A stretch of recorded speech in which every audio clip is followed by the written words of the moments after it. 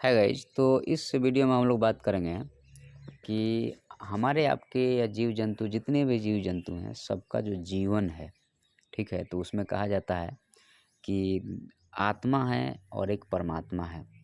तो आत्मा जाके परमात्मा में विलीन हो जाता है, ठीक है।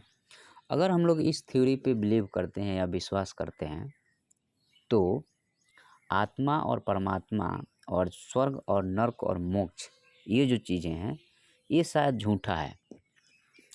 तो ये झूठा क्यों है? अगर हम लोग इसके ऊपर विचार करें तो मान लो कि आप हैं या हम हैं या हर कोई है, जन्म लेने के बाद मृत्यु के बाद में निश्चित ही वो जाके परमात्मा में विलीन हो जाएगा या परम तत्वों में विलीन हो जाएगा। तो पहले परम तत्व को क्षितिज जल पावक गगन समीरा पंच तत्व मिली बनय शरीरा। तो ये जो तत्व है उसमें जाके मानव विलीन हो गया और बात खत्म हो गई।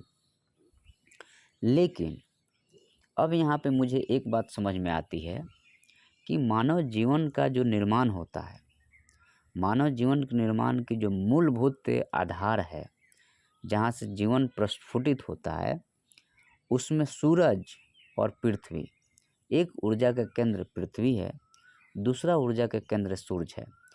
क्योंकि सूरज से जब प्रकाश आता है तो पौधे प्रकाश संश्लेषण के द्वारा उस एनर्जी को स्टोर करते हैं और हम लोग उस एनर्जी का उपयोग करते हैं।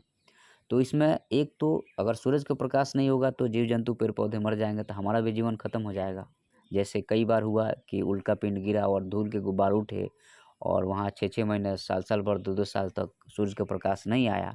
और जब सूरज का प्रकाश नहीं आएगा तो गर्मी धीरे धीरे ख़त्म होते जाएगी और हिम युग आ जाएगा, जो कि आप पढ़े होंगे पहले। हम थोड़ा अपने जगह से भटक रहे हैं। तो हमें बात करना है कि स्वर्ग नर्क और मोक्ष जो है सो ये हमारे मन की इच्छा है, ठीक है। लेकिन ये चीज़ होता नहीं है। उसका लॉजिक समझिए आप। उसके पीछे का मैं ऐसा इसलिए बोल रहा हूँ कि मान लीजिए कि आत्मा परमात्मा का मिलन हो गया। जैसे बारिश का पानी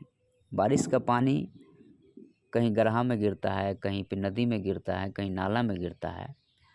तो बारिश के पानी का फ्लो का मेन जगह कहाँ होता है? जाके सागर या महासागर में मिल के ख़त्म हो जाना। तो हमारा मेन मकसद क्या है कि आत्मा का फ्लो परमात्मा तक पहुंच जाए। लेकिन अब जैसे मान लीजिए कि यह आत्मा आया कहाँ से, बात यहाँ पे इसके उद्भव की बात करें, उद्गम की बात करें कि आत्मा आया कहाँ से, तो आत्मा का जो जन्म हुआ वो कहाँ से हुआ? अगर हम इस पॉइंट पे बात करते हैं तो आत्मा का जन्म परमात्मा से हुआ है। जैसे बारिश के बूंद का जन्म महासागर से हुआ है। अब ये कैसे हुआ? तो उसके पीछे का लॉजिक ये है कि महासागर पे जब सूरज की प्रकाश पड़ता है या किसी भी जल स्रोत पे सूरज का प्रकाश जब पड़ता है तो वह जल स्रोत भाप में बदलता है और हवा के साथ उसकी दोस्ती हो जाती है। उसके बाद में फिर वह बरसात के रूप में कहीं नदी में, कहीं नाला में, कहीं पहाड़ पे, कहीं पर्वत पे, कहीं बर्फ़ के रूप में गिरता है। अब फिर उसका अल्टीमेट गोल क्या होगा? उसका गोल होगा कि फिर से जहाँ से हम आए हैं, मतलब जिस महासागर से हमारा जन्म हुआ है या वहाँ से हम निकले हैं, फिर से उसी में जाके मिल जाए। और वो धीरे धीरे धीरे धीरे धीरे धीरे जाके एक ना एक दिन उसमें मिल जाता है। अब ये जो समय होगा वो लाखों करोड़ों वर्ष हो सकता है, समझना बात को, लाखों करोड़ों वर्ष हो सकता है। क्योंकि हो सकता है कि वो एक बार वहाँ से कहीं गड्ढा में गिरा, फिर वेपोराइजेशन हुआ, फिर आगे बढ़ गया, फिर जाकर के कहीं पहाड़ पे गिरा, फिर पानी के रूप में आया, कहीं कहीं रुक गया। लेकिन उसका नेचर क्या है, ये समझना ज़रा बात को। पानी का नेचर, पानी मीठा हो सकता है, पानी खारा हो सकता है। समुद्र का पानी खारा है और दूसरी जगह का पानी मीठा है। लेकिन ये गुण तो नमक के आधार पे है कि उसमें नमक कितना है। तो यह गुण दोष को अगर हम अलग कर दें, मतलब सारी गुण दोष को अलग कर दें, तो पानी का जो स्वभाव है, चाहे महासागर का पानी है, चाहे नदी का पानी है, चाहे गड्ढा का पानी है, सबका स्वभाव तो एक ही है कि वह पानी है।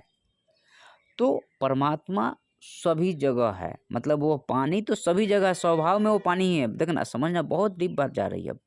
स्वभाव में तो पानी ही है, लेकिन हम अपने हिसाब से उसको कैटेगराइज करते हैं कि ये नदी का पानी है, ये गड्ढा का पानी है और ये समुद्र का पानी है, उसके गुण के आधार पे। लेकिन वह गुण किस आधार पे है? वह प्रकृति के जो एलिमेंट नमक है उसके आधार पे है। लेकिन क्या हम नमक के आधार पे पानी का डिवीज़न सही है? नहीं है, क्योंकि पानी तो ऑलरेडी पानी है, मतलब आत्मा तो ऑलरेडी परमात्मा है। जो अहम ब्रह्मास्मि का जो कंसेप्ट है यहीं से निकल के आया कि हम ऑलरेडी वही हैं, हमें ढूंढना कुछ नहीं है। जैसे बुद्ध ने 8 साल तपस्या किया, कुछ नहीं मिला। बाद में उन्हें पता चला कि नहीं, हम क्या ढूंढ रहे थे, हम अपने आप को ही ढूंढ रहे थे। हम खुद को क्यों ढूंढ रहे हैं? क्या ढूंढना है? नहीं ढूंढना है, हमें खुद को ढूंढना ही नहीं। आप वही हो, आत्मा ही परमात्मा है, बशर्ते इस शरीर को छोड़ने की ज़रूरत है। जैसे ही आप इस शरीर को छोड़ोगे तो अब जैसे ही पानी ग्राह को छोड़ता है, पानी जिस बर्तन में रखा है जब उसको छोड़ता है, जिस आकार में रखा उसको ले लिया आकार। जैसे जीवन जिस आकार में जाता है उसका आकार लेके उसकी प्रॉपर्टी के हिसाब से काम करना शुरू कर दिया। लेकिन वो है नहीं ना। जैसे पानी का बर्तन, किसी बर्तन में उसका आकार तुरंत ले लेगा, लेकिन इसका ये मतलब थोड़े हो कि वही है। वो नहीं है। इस बात को समझना पड़ेगा कि आप वो नहीं हो, आप तो ऑलरेडी पानी ही हो। आप बर्फ़ बन गए, इसका मतलब ये थोड़ी जिस आकार में बर्फ़ बन गया उसी आकार में रहेगा जिस बर्तन में था। इसका मतलब वो थोड़ी कि उसका नेचर बर्फ़ है, नहीं है, उसका नेचर पानी है। लेकिन सिचुएशन के आधार पे उसने अपने रूप को बदल लिया है। समझ रहे हो बात को, मैं क्या बोलने की कोशिश कर रहा हूँ?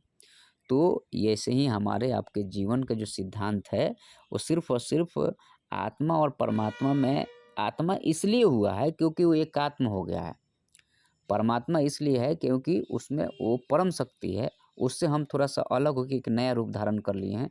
और वो अलग इसलिए हुए हैं क्योंकि सूरज के प्रकाश पड़ा और जैसे पानी भाप में बदला और फिर जो है सो आगे बढ़ गया। वैसे ही ये भी है कि सूरज के अब यहाँ पे ये होता है कि आप परमात्मा से अलग कैसे हुए? अब वो कौन-सा फैक्टर है जो आप परमात्मा से आपको अलग किया है? वो क्यों हुआ उसके बारे में मुझे नहीं पता है कि ये कौन-सी एनर्जी है जो आपको वहाँ से डाइवर्ट करी है, आपको वहाँ से हटाई है, वो ऐसा क्यों हुआ? ये मुझे नहीं पता है कि परमात्मा से या इस परम तत्व से भी बड़ा एक तत्व है, उसका क्या सिद्धांत है, उसका क्या लॉजिक है, ये नहीं पता है। लेकिन आत्मा और परमात्मा का लॉजिक क्लियर है, ठीक है? तो हम लोगों ने हमारे शास्त्रों में ये भी लिखा हुआ है कि ब्रह्मा, विष्णु और महेश का एक आयु है। तो इसका मतलब है कि एक परम शक्ति उसके ऊपर और है, जो डायरेक्शन दे रहा है या डायरेक्शन नहीं दे कर के प्रकाश डाल रहा है। और वो प्रकाश से क्या हो रहा है कि ये प्रस्फुटित हो रहा है और नया-नया जीवन का सिद्धांत, नया-नया जीवन बन रहा है। और फिर वो कुछ बिगड़ रहा है, फिर से नया बन रहा है। तो अब उसका सिद्धांत क्या है वो मुझे नहीं पता है कि वो प्रकाश डालने में, जैसे समुद्र पे जब सूरज की लाइट पड़ती है तो भाप बनता है। भाप बनने के बाद वह पानी जो है सो भाप बना, एक रूप हुआ, बर्फ़ बना दूसरा रूप हुआ, वर्षा हुआ तीसरा रूप हुआ, फ्लो करके कहीं नदी नाला में रुक गया है, फिर वो भाप बन रहा है, फिर वो बरस रहा है। तो ये बरस रहा है, भाप बन रहा है, बरस रहा है, तो इसका भाप बन गया, इसका मतलब ये नहीं हुआ कि वो पानी नहीं, वो पानी ही है। बर्फ़ बन गया इसका मतलब ये नहीं कि वो पानी ही है, पानी ही है। ग्लास में रखा है इसका ये मतलब नहीं कि वो ग्लास है, वो पानी है। तो हम परमात्मा हैं, लेकिन हम शरीर धारण किए हुए हैं। जो नेचर में हमारा प्रविष्ट हो जाएगा, हमारा गुण वैसे ही हो जाएगा। जैसे हम चींटी का रूप धारण कर लेंगे, तो चींटी का निर्माण परमात्मा के डिक्शनरी में नहीं है, चींटी का निर्माण हमारे डिक्शनरी में है, क्योंकि हम उसे चींटी बोल रहे हैं। परमात्मा आके नहीं बताया कि वो चींटी है। परमात्मा आके नहीं बताया कि वो पेड़ है, वो आम का पेड़ है, बबूल का पेड़ है। हम अपने सुविधा के हिसाब से ये डिवीज़न किए हैं और इसी में हम फँसे रह जाते हैं। तो आप फँसे भी रह जाओ चाहे नहीं फँसे हुए, जो चरवाक बोलता है ना, चरवाक है, खाओ पियो मौज करो। चरवाक का सिद्धांत यही कहता है, चरवाक के पीछे का लॉजिक यही था कि आप खाओ पियो मौज करने वाली जो स्टोरी है वो इसीलिए है कि वो बोलता है कि ऑलरेडी तुम परमात्मा ही हो। मतलब आत्मा जो है परमात्मा से निकल के आया है और जब ये निकल के जाएगा तो इसको सज़ा नहीं मिलने वाला। किस बात की सज़ा मिलेगी? हमें ये समझ, किस बात की सज़ा? किसी को सताने की सज़ा मिलेगी। तो यहाँ ऑलरेडी सब एक दूसरे को सता ही रहे हैं। तुम पेड़ पौधों को नोच के खा रहे हो, ठीक है? वो गाय भैंस पेड़ पौधों को नोच के खा रही है, उसमें जीव नहीं है। तो वो ऑलरेडी परमात्मा जो है सो अपना डिफरेंट डिफरेंट रूप धारण करता है, ठीक है? और उसमें फँसन, अब जैसे आप फँस गए तो ये शरीर कष्ट किसको होता है? आप ज़रा सोचना, कष्ट किसको होता है? तो कष्ट इस शरीर को होता है। मतलब कि जब ये शरीर अपना रूप धारण करेगा, कुछ नया बनाएगा तो उसको कष्ट होगा। इस आत्मा को कष्ट कभी नहीं होता है। जैसे शंकराचार्य भी यही बोलते हैं कि आत्मा को कष्ट नहीं होता है, उस शरीर को कष्ट होता है। और शरीर भागता है, आत्मा नहीं भागता है। आत्मा कहाँ भागेगा? आत्मा तो यहीं सभी जगह व्याप्त है। जब अच्छा प्रकृति का निर्माण हुआ, जब इस प्रकृति का निर्माण हुआ, तो मान लो कि एकदम ब्रह्मांड खाली है, कुछ भी नहीं है। जैसे आप इस वायुमंडल से जब बाहर निकलेंगे, पृथ्वी के वायुमंडल से, तो कुछ भी नहीं है, एकदम खाली है। लेकिन उसका भी जो कुछ भी नहीं है, उसका भी किसी ने निर्माण किया, उसके बाद फिर और भी कुछ नहीं है। समझना, ये मतलब बहुत ही डीप लेवल की बात हो गई। उसके बाद और कुछ नहीं हुआ। तो जो परमात्मा है, उसने इस पूरे ब्रह्मांड को क्रिएट किया। जो परमात्मा है, उसने इस पूरे ब्रह्मांड को क्रिएट किया।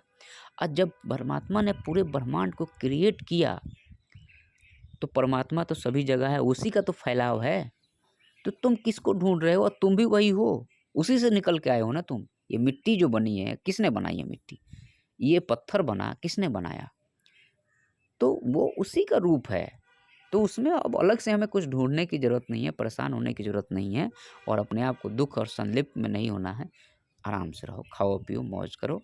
हाँ, परमात्मा का गुण गाना पड़ेगा। परमात्मा का गुण इसलिए गाना पड़ेगा क्योंकि आप जिससे निकल के आए हो, उसी में आपको समाहित होना है, ठीक है?